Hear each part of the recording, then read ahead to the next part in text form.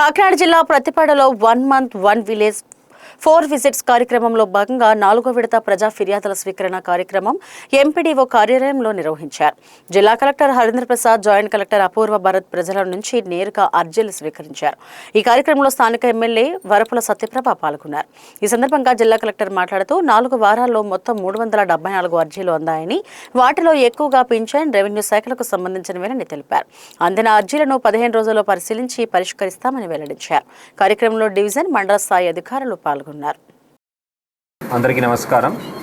గత 4 వారాలుగా ప్రతిపాడు నియోజకవర్గం, ప్రతిపాడు కేంద్రంలో మనము పీజీఆర్ఎస్ కార్యక్రమం నిర్వహించడం జరిగింది.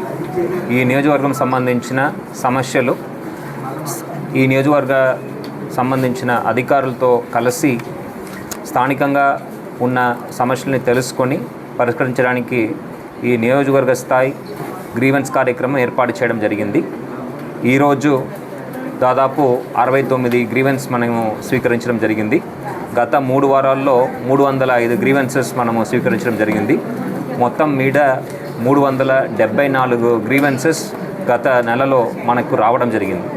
వీటిలో మెజారిటీగా చూస్తే పెన్షన్ కావాలని దాదాపు 200 పైన అర్జీలు రావడం జరిగింది.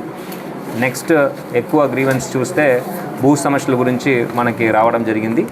ఈ గ్రీవెన్స్ అన్నీ కూడా రాబోయే 15 రోజుల్లో గత నెలలో వచ్చిన అన్ని గ్రీవెన్స్ కూడా సంబంధించిన శాఖ అధికారులు ఫీల్డ్కి వెళ్ళి ఎవరైతే అర్జీదారు ఉన్నారో వాళ్ళ ఒక సమక్షంలో వాటిని ఎంక్వైరీ చేసి మనము వాళ్ళకు సంతృప్తి కలిగే విధంగా పరిష్కరించడం జరుగుతుంది.